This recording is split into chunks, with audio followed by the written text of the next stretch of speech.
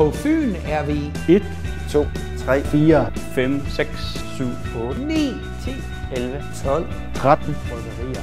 Vi er rasende uenige. Vi er rasende uenige. Vi er rasende uenige. Vi er rasende uenige. Hvem har den bedste malt? Hvem er bedst til at kombinere humlesorter? Hvem lærer at brygge bedst? Og hvad er et godt bryg?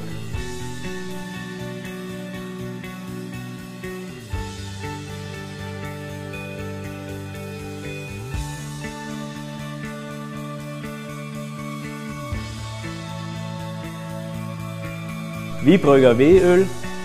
Jeg vil kun bruge økologiske råvarer.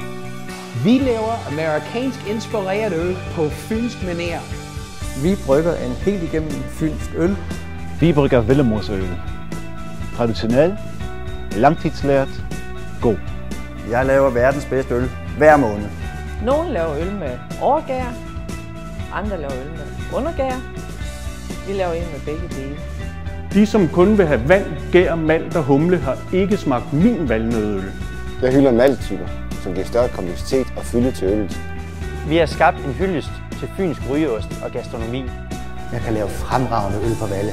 Jeg laver en overbevisende pilsner bro. Jeg vil hverken pasteurisere eller filtrere med god øl.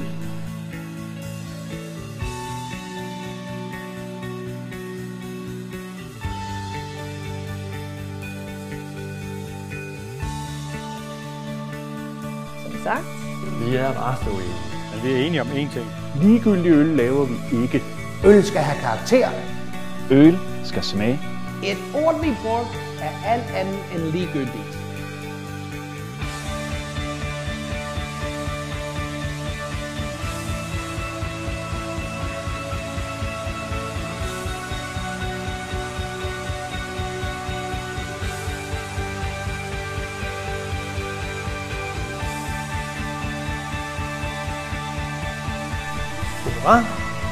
Og skål! Skål!